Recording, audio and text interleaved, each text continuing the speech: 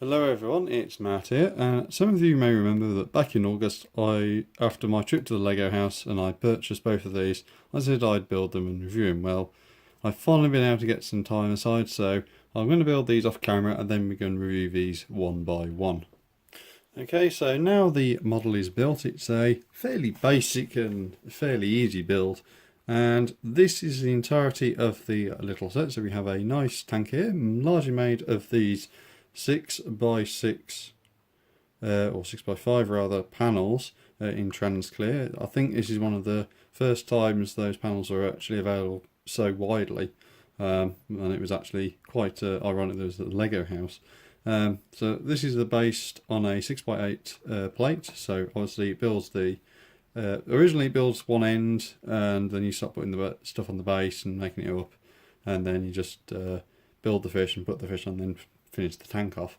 It is interesting to note that the sort of like squirt from the guppy fish, I think that's supposed to be represented here, actually goes above the top of the tank, and in actual fact the seaweed as well is just matching the height of the tiles. So if you had any plans on stacking these, don't bother, because the other thing is, of course, is that the fish, the little squirt actually goes above.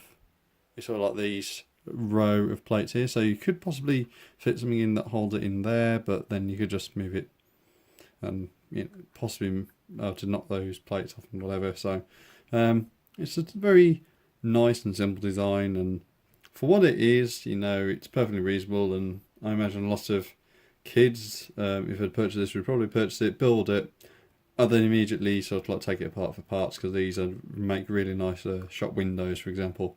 So that's the little view of the little guppy fish, I think it's called. But and to give you a review of the packaging, it's in a standard picker model ballista pack, and then also the back is for the instructions. So it says the item here, which is 6211322.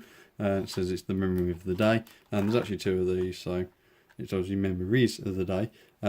But essentially this is everything, so it specifies what parts you need to build the model, and then obviously it's got the instructions actually inside the book. So it's a very nice plain bit of packaging. The only issue I've had with mine is that when I initially had it, it does seem to want to come apart fairly easy at the hinge here, so obviously all these little parts could have come out.